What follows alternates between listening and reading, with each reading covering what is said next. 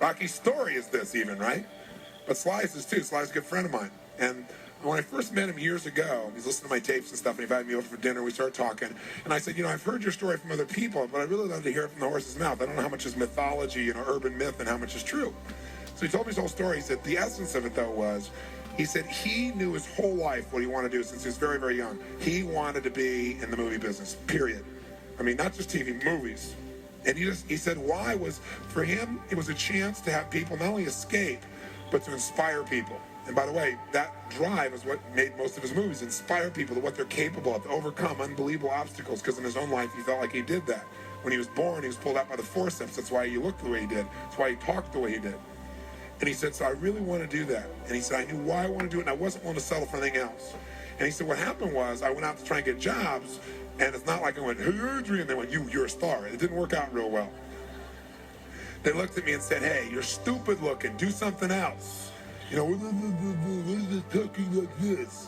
There's no place for you in that stuff. You're never going to be a star in the movies. You're insane. No one's going to want to listen to somebody who looks dopey and talks out of the side of their mouth, right? And he got no after no after no after no. He said, I was thrown out more than 1,500 times of agents' offices in New York. I said, there aren't 1,500 agents in New York. He said, I know. I've been to them 5, 6, 7, 8, 9 times. He said, remember one guy went in there, and I got in there at 4 o'clock, and he wouldn't see me, so I stayed there, and I would not leave. And I stayed overnight. They came back the next morning. I was still sitting there. He said, that's how I got my first job. The guy said, fine, come in here. And he sat down, and he went through this, and he gave my first movie. I said, oh, really? I thought Rocky's first movie. He said, no, this other movie, I'd never heard of it. I said, well, what character did you play? He said, well, I was in it for about 20 seconds. I was a thug that somebody beat up. He said, because they made me feel like, people hate your guts. You getting beat up, it'll be a good thing. And he did like 3 movies like that. Never got anything. Kept going out. Rejection, rejection, rejection. So finally he realized it wasn't working. So he changed his approach. He said, I was starving, by the way. He said, I couldn't pay for even to have heat in my apartment. My wife was screaming at me every day to go get a job. I said, well, why didn't you? He said, because I knew that if I got a job, he said, I'd get seduced back and I'd lose my hunger.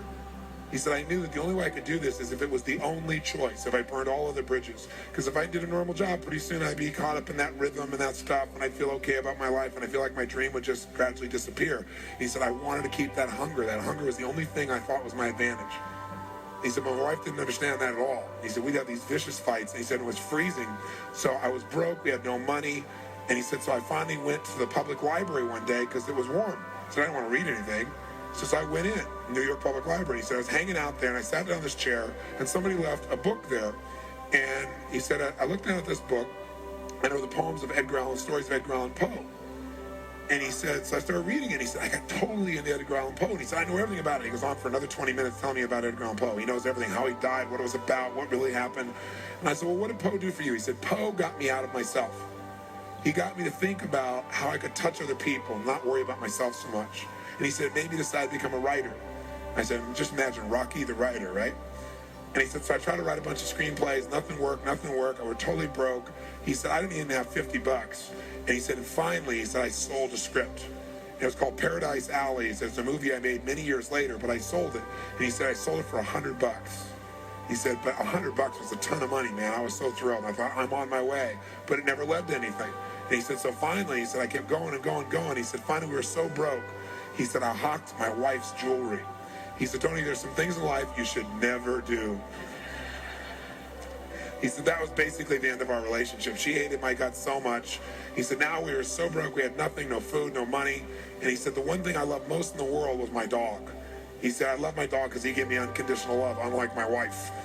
And he said, so what happened was, though, we were so broke that to survive, I couldn't even feed my dog.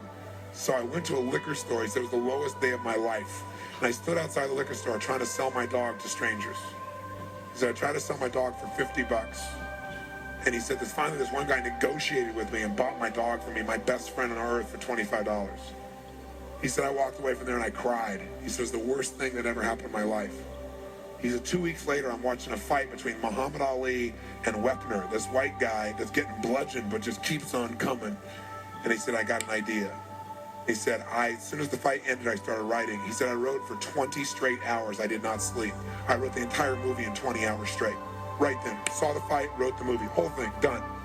He said, I was shaking at the end. I was so excited. He said, I really knew, man. I knew what I wanted. I knew why I wanted it. He said, just like you teach that formula.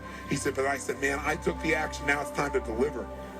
And so he said, I went out and started trying to sell it to agents, and they all would read it, and they'd say, this is predictable. This is stupid. This is sappy. He said, I wrote down all the things they said, and I read them the night of the Oscars when we won.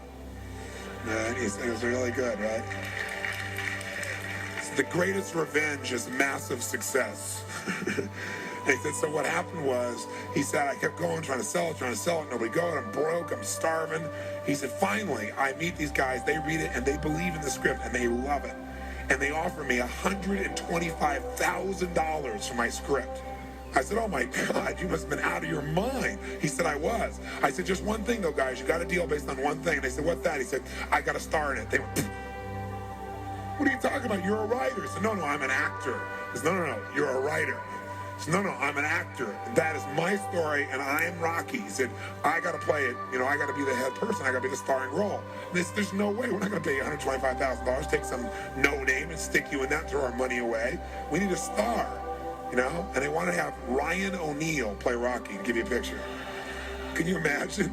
That's who they picked, right? And so he said, no way, Ryan O'Neal isn't Rocky, I'm Rocky. We do this whole thing, right?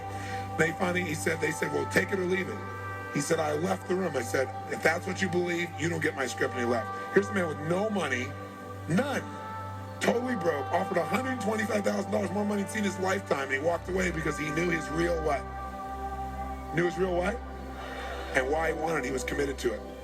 So he said they called him a few weeks later, and they came and brought him back, and they offered him $250,000 not to star in his own movie. He turned it down, $250,000. They came back, their final offer was $325,000. They wanted this thing. He said, not without me, and they said no. They finally compromised, and they gave him $35,000 and points in the movie, because they said, if this is going to happen, then you're going to take the risk with us. And the bottom line is, we don't think it'll work, but at least we won't spend a bunch of money on you. And they only spent $1 million to make Rocky, and it grossed $200 million at the time. It was done pretty well. But what's interesting about this is, I said, what'd you do? Even $35,000, it's not $250,000. That's a lot of money when you don't have $25. I said, what's the first thing you did? I figured you went out and partied or something. He said, I went to that liquor store for 3 straight days and hoped that the man who had my dog frequented the store. He says, I want to buy back my dog. I thought that was so cool, right? That was really cool. I said, what happened? He said, third day I was there, this guy walks by, and I see him, and I can't believe it, and there's my dog. And I looked at him, and I said, sir, remember me? And he said, it had been about a month and a half by the time this had all come about. And he said, remember me? I'm the guy that sold you the dog. I goes, yeah, I love the dog. He said, look, I was so broke, I was starving. He's my best friend. I'm sure you love him too, but I gotta have him black. Please, I beg of you. He said, I'll pay you $100 for the dog. I know you paid me $25, but I'll give you $100. The man said, absolutely not, no way. It's my dog now, you can't buy him back, right? And Sly said, Tony, you say, know your outcome? I said, yeah. He said, I knew it. And he said, I kept changing my approach, so I went $500 for the dog. The guy said, absolutely no way. He said, $1,000 for my dog. The guy said, no amount of money on earth is ever going to get this dog for you. I said, what'd you do? He said, I knew my outcome, right? Because he listened to these tapes, kept to him. He said, I said, I take massive action. He said, I got my dog. I just kept changing my approach, so I got it. I said, what'd it cost you? $15,000 and a part in Rocky. The guy's in Rocky.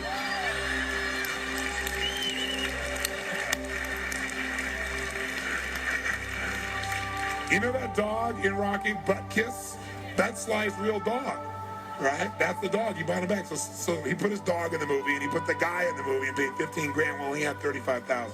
Isn't that pretty cool? Pretty awesome.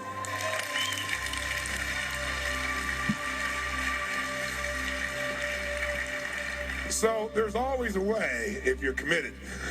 Just got to keep changing your approach.